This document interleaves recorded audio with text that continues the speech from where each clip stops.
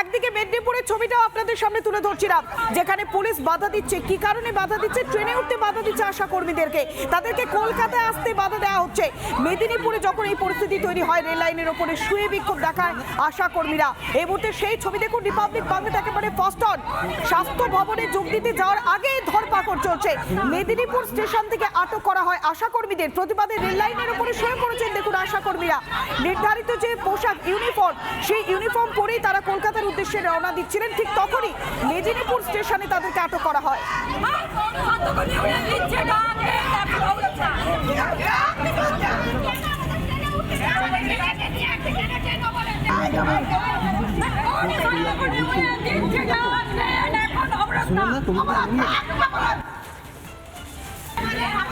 যখন আশা কর্মীরা বলছেন যে তারা তাদের অবস্থানে অনড়, তারা স্বাস্থ্য ভবন অভিযানে আসার জন্যই তারা বেরিয়েছেন, ঠিক তখনই মমতা বন্দ্যোপাধ্যায়ের পুলিশ তাদেরকে বাধা দিচ্ছে।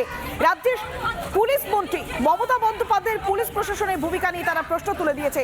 অন্য মন্ত্রী, রাজ্যের অন্য আরেকজন মন্ত্রী চন্দ্রিমা ভট্টাচার্য, তিনি কি সাফাই দিচ্ছেন শুনুন একবার। এই আন্দোলনের পেছনে কোনো রাজনৈতিক দল তো অবশ্যই আছে, এবং আশা কর্মীদের নিয়ে যারা রাজনীতি করেন তারা দীর্ঘদিন ধরে ওদের নিয়ে রাজনীতি করছেন। আমি নাম বলে তাদের মহিমান্বিত করতে চাই না, কারণ তাদের এই বাংলায় কোথাও কোনো জায়গা নেই।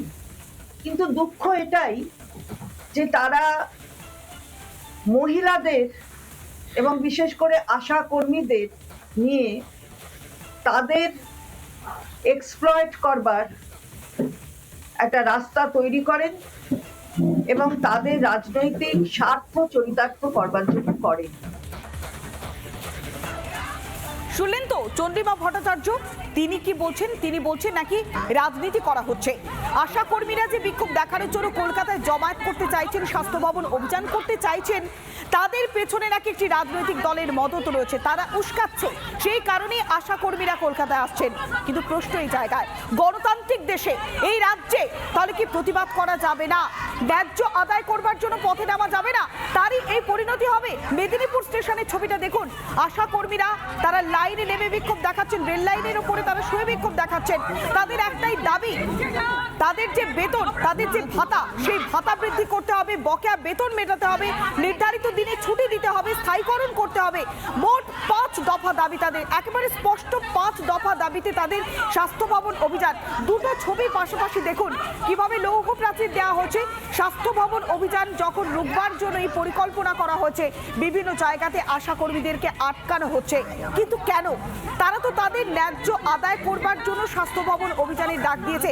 তারা তো কোনো তাণ্ডব করছে না, তারা তো কোনো বিভীষিকা করছে না, তারা তো কোনো অরাজকতার পরিস্থিতি তৈরি করছে না। তাহলে কেন এই সক্রিয়তা পুলিশের? যখন বেলডাঙ্গাতে হিংসার ঘটনা ঘটতো তখন তো নিষ্ক্রিয়তা ছিল, তখন কেন সক্রিয় ছিল না পুলিশ প্রশাসন?